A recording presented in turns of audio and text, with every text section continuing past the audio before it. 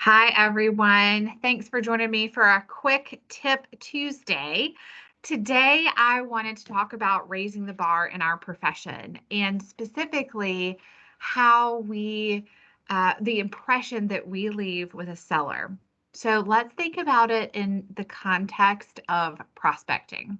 So we know when we are prospecting, maybe for sale by owners, especially withdrawn and expired listings, that of course we're going to check the MLS to make sure that they're not currently listed with someone else.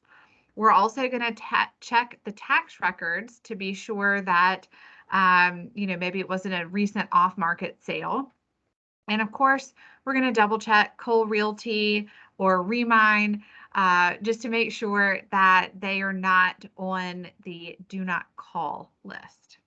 Okay, so when we think about that, I want you to think about just the impression that you're leaving sellers. So when you do make this call and you do get a potential seller on the line, how is that conversation going? I know that you're not trash talking the other agent and saying that they did a bad job or the price was too high or something like that. I'm sure that you are going to focus on articulating your value.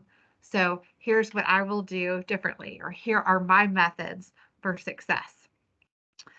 Then I want you to think about coaching your seller. I know so many of our listing agents do an awesome job coaching the sellers from the point of where we sign paperwork to get through that coming soon status frenzy, right? We're preparing them that they hopefully no one should be knocking on their door, but it's been known to happen, and kind of how to handle that.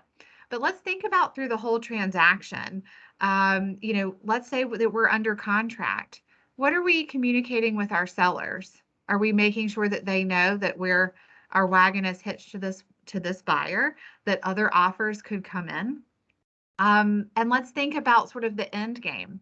At closing, of course, we want to be sure that we update the status in MLS to sold, to closed, right? Let's say that your seller, for some reason, decides that they just want to let the agreement expire. What do we do?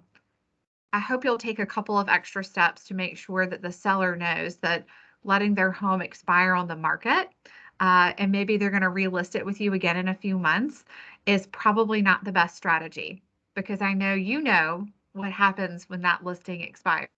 Even when the seller does want to relist it in a few months, they're going to get a million phone calls, door knocks, people are leaving stuff at their front door. It's going to be a lot. They're going to be inundated. And so it's important for you to just share with them some best strategies. So if now is not the right time for them to list, let's go ahead and withdraw the listing and not just let it expire.